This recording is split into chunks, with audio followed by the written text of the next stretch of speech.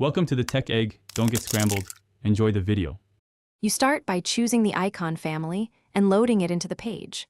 Copy the link tag or CSS and import the font from the selector. Place it in the document head or at the top of your style sheet so icons resolve. Once the font is loaded, add a small test element with the icon class to confirm the resource fetches. Make sure your network or CSB permits the font origin and that you're using the exact family name shown in the selector.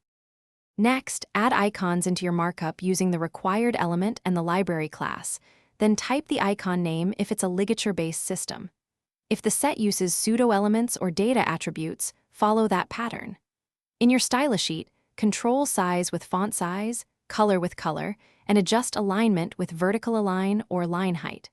Once done, group icons with utility classes for consistent spacing. Make sure to test in multiple browsers. Finally, apply advanced styling and handle failures.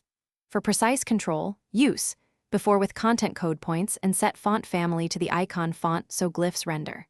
Toggle ligatures or features when needed and use SVG sprites for complex cases. If something goes wrong, inspect the network request, confirm the family name matches, check your content security policy and cross-origin flags, and verify local caching isn't blocking updates. One quick fix: open DevTools, refresh with cache disabled to see the real.